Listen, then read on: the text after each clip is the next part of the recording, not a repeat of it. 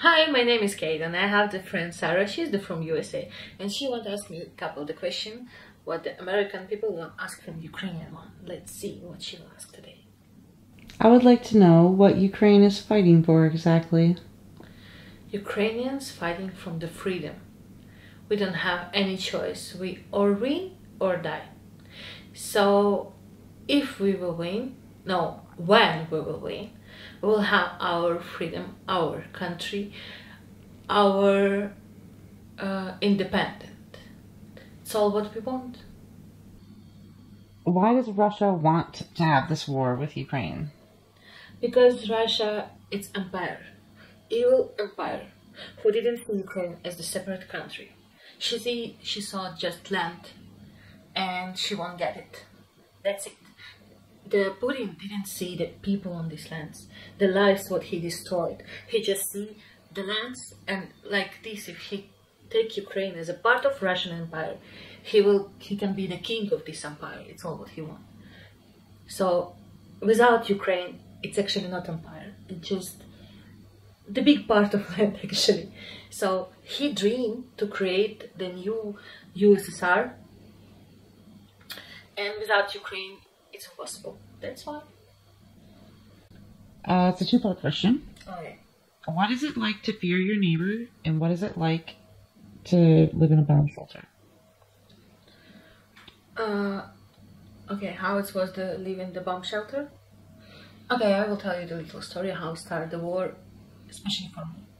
I was in this flat, it was Thursday, and I came back from my work day before at night. I was so excited because I have the new period of my work that I make something more interesting for me. I wait this new part of my life. So I come back to home and I think that I still didn't finish some work, and I think that, oh, tomorrow I will finish it because it's so excited. And I come to home too much late time and just go to sleep. Suppose that I will have a new day, and at the new day at the 8 of the morning my boyfriend wake up with me with the words, "Honey, wake up, war start." And the first couple minutes I can understand what happened. I look at him and ask like, "What are you talking about?" And he say, "Yeah, just look the news." So I take my phone and go to the toilet, and first thing what I make after I'm understand it, I take like this my hair, like this, and collect up. Because I know that all of the time anyways happened after all of it. I don't have any time to care about it. So it was this first thing what I make. And after I started to read the news, and there was saying that Russia attacked Ukraine, and it's coming from the all sides of the countries. And I hear the bombs next to my home. It was too much loud. And we have the experience about COVID and the quarantine, so we don't have experience of war before. So we make as we know before. We take our bags and go to make the grocery shop. On my way, I call to my parents, ask them, I tell them like, come to Kyiv, and they say no. We will not go nowhere because they're our house, dogs, ducks, everything, and we will not go.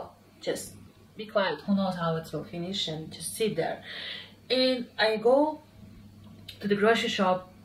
All the shops already was without almost nothing. People take all toilet paper, all the macaroni, everything what can spoil it. Like half an hour, I come and I almost find nothing. So we take everything what we find and come back to home. Take our bed, put down, because we sleep next to the window. We know that if rocket or something, it will be more safe to sleep down. So and after start to read the news. You can't stop. You read everything everywhere because you have the feeling if you read it, you control something, but it's actually a lie. You didn't control nothing. You're in a situation like you're in the trap. And I see how people go from my house like too much fast. They sit on their cars and take their family and go. They don't know where they will go exactly, but they're going. And we don't have this option. We don't have car. So I read a message that we have shelter down of our house. It's not real shelter, but it can be more safe than flat. And we go there. There wasn't toilet. There wasn't place to lay. It was just the hard walls. Many sand there, that's it. So we take our food there, we take some blink in there, we take some all of this stuff what can help to us, and we go down. It was the February. It was minus 23, 20, so it was so cool, and now it was more cool. And we was there more than 10 days, and we can sleep normally. We sleep like, I sleep couple hours and wake up, not because someone wake me up, because I was so worried, and I tried to call to my family, to my friends, to ask how they are, because in that moment rockets come to Kiev and some houses was bombed, and I always check the addresses where it's happened and talk with my friends and talk with my parents. And after sometimes my parents stopped to have the connection because they live next to Belarus, and this territory was occupied so fast, so they start to close the mobile connection, and I can talk with my family normally. It was so cold there, so cold. We can, all these 10 days we was down, and we didn't even go to the flat, or because it was so scary. And we read all this awful news. I was wearing like 3 pants, 4 t-shirts, all of this stuff to just a little have the warmer, because I start to feel that I start to be ill. So come back to the question. In shelter was disaster, but only one thing what was really cool in shelter, that when I start to sleep and my boyfriend start to sleep, we always make our hands like this, and I have this support. And next to me was a woman, her husband was in another city and she was alone. So for her, it was so difficult. So I have just only one this good moment from the shelter. That's it. What role do you feel is your duty now in the world and in the future when it comes to democracy and fighting for the values of it? My duty as a person, or my duty as the Ukrainian person?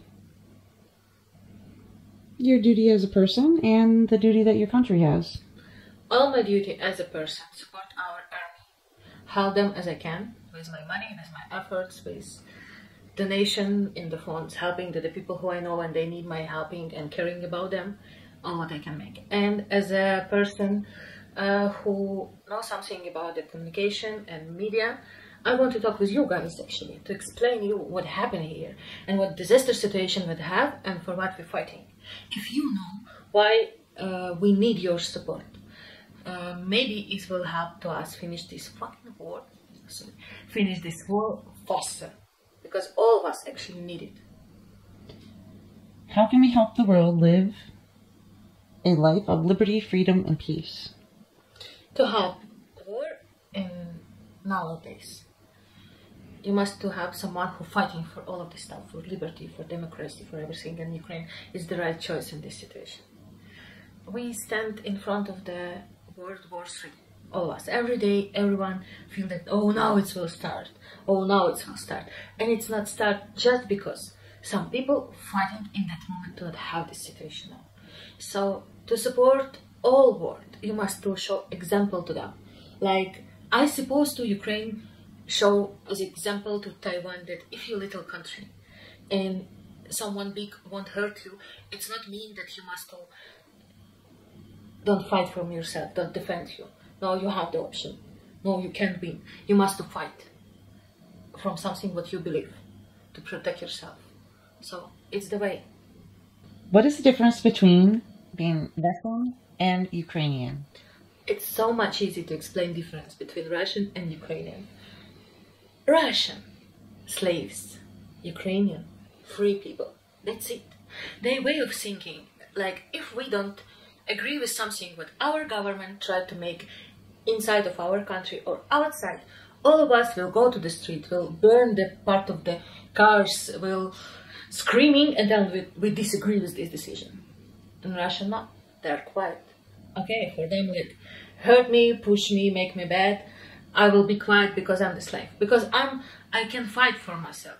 Because I'm so scary, because like government more powerful than me, that government more powerful than Russian peoples. They think like this. We never think that our people weak, like we believe in our community power. They are not. That's why. From a Ukrainian point of view, how can we fight terrorism? The first thing how we can fight terrorism, we must win Russia. Because Russia is a terrorist state. And from 24th of February, everyone see it. and everyone understand it. If not, I must tell you about Bucha, Olenivka. Every day the rockets come to our house. Even now I sit here and I'm not sure that rockets come from that window here. And all of us, all the people know that any second they can hurt from the rocket of the Russia.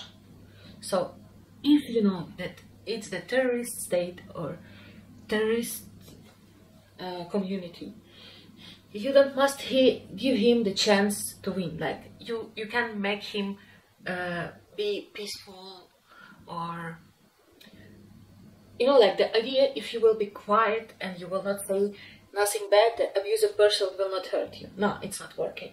Abusive person as the terrorist, he will hurt you because he can. That only one reason what he make it. Until he feel the powerful person in front of him, he never stop. So you must show your power to him, that he see that he is weak in this situation. Only one way how to stop it.